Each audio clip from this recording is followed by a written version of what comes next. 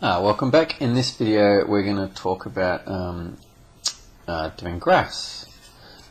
And what graphs are, in the last sort of video we looked about with statistics and data how we could use the mean, median, mode to sort of give a picture of what was going on, give you sort of an idea of the average person or sort of what people said.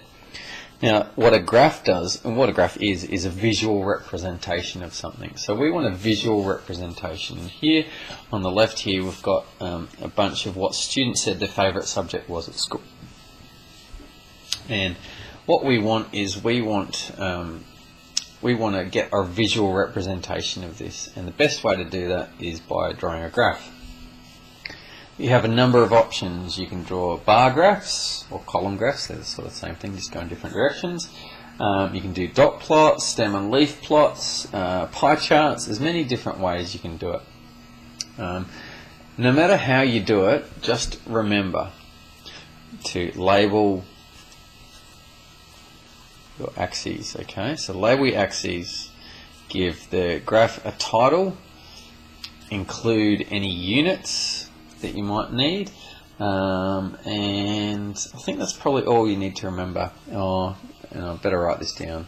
Use a ruler. Keep it nice and straight and accurate. I'm going to write down accurate as well.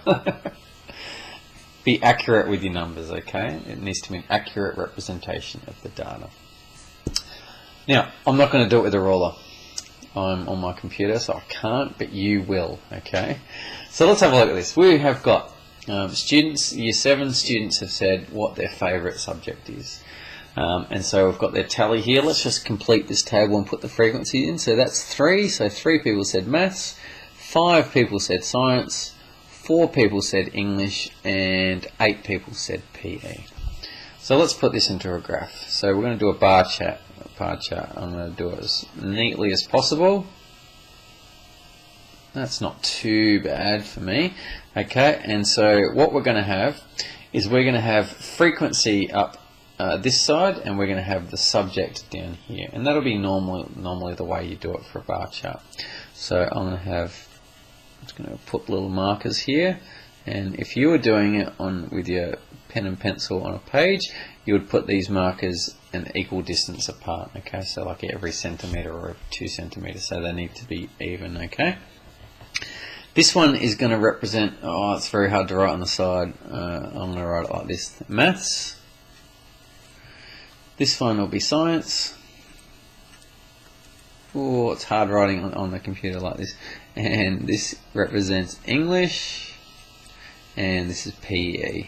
Yeah, okay. And we're going to go upwards. So here, have a look at your data values. My smallest value is 3, my biggest value is 8. So I just need to make sure that this graph can handle the 8. So let's maybe make it go all the way up to 10. 10 will be our biggest, okay? And so then, if you're doing this pen and paper, you would get a ruler out and you'd maybe go 10 centimetres and have 10 up there. And then halfway will be 5, and then you'll have 6, 7, 8. Oh, I didn't do it very well. Good job there.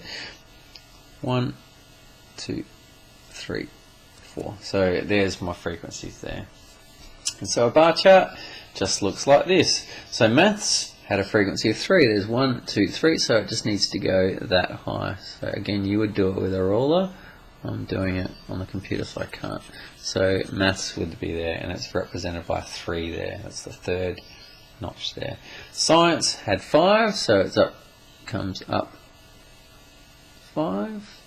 Now you could, I'm doing these all in blue, you could do yours in different colours to represent different subjects. That is all fine. English is 4, so it goes up to 4. And PE, which is the most popular, is 8. So that goes all the way up to 8. Like that. And look at that. It's a nice graph, and it shows you what's going on. It's quick. People can look at this graph and quickly see what's going on. They can quickly see, wow, the most people liked PE, then it was science, and English maths were about the same. So it's just a quick way to be able to see what's happening. Now, it's not a complete graph yet. We need to do a few things. We've labelled this side.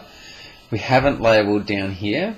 So we could either label this, it's going to be hard for me to write vertically on here, we could either write number of students here, or it could just be frequency, but I'm just going to write number of students, so number of students, and we need a title for it. The title would be Year 7 Favourite Subjects. And there's my bar chart. Couple of things, just remember, label your axes as I've done here. Here, I've got here, I probably could write down below subjects. And don't worry about that noise in the background, that's our oven doing something weird. I've got a title. There's no actual units here because that's just number of students, but if it was like, I don't know, students' heights or something like that, you'd have to put it in centimetres or something like that. So make sure you put the units. Use a ruler, make sure it's nice and straight, and make sure it's really accurate. It's best to do these on graph paper to make it look really good. And that's how to do a bar chart. In the next video, I'm going to just go through a couple of different type of plots, but that's your first one, your bar chart. See you in the next video.